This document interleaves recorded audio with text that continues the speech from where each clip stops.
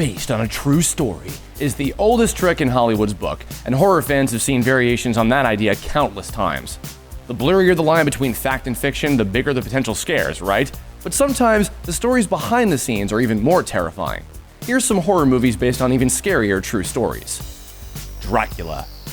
Bram Stoker's classic story has been revisited countless times in cinema, making it some of the most beloved source material of all time. But until Francis Ford Coppola's 1992 film Bram Stoker's Dracula, the connection between Dracula and the historical figure Vlad Drac had never been depicted on screen. If you think a pale, immortal vampire poised to suck your blood is scary, consider Vlad the Impaler.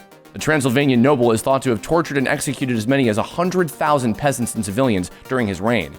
Deeming the poor as useless to society, he had them slowly impaled from bottom to top and then hoisted publicly for display. So, which is scarier, the fang or the pole? The Exorcist.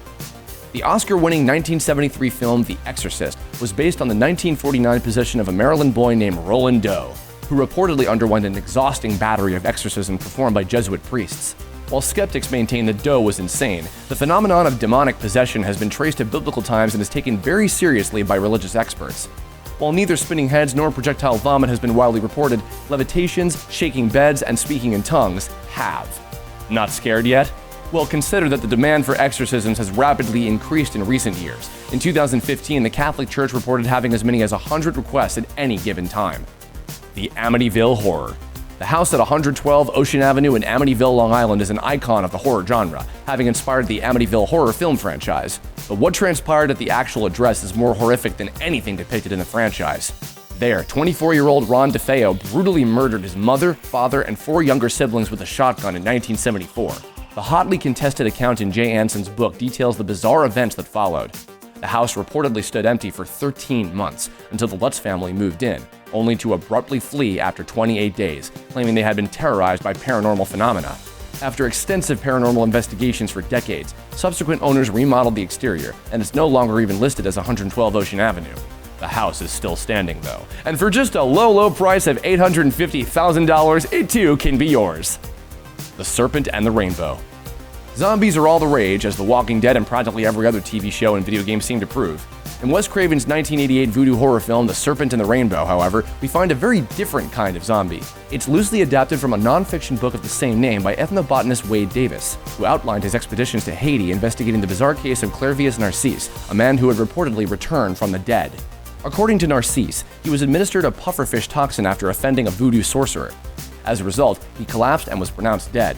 But he was actually conscious during the delivery of his death certificate and witnessed his own burial from inside the casket. He was recovered from his grave 2 days after his funeral and was enslaved, forced to work on a sugar plantation. Narcisse was finally released and returned to his village 18 years later, where the dead man reunited with his sister. So, happy ending? Kinda? The Terrifying Ed Gein. Some of the scariest and best-known characters in horror have been based on the serial killer Ed Gein.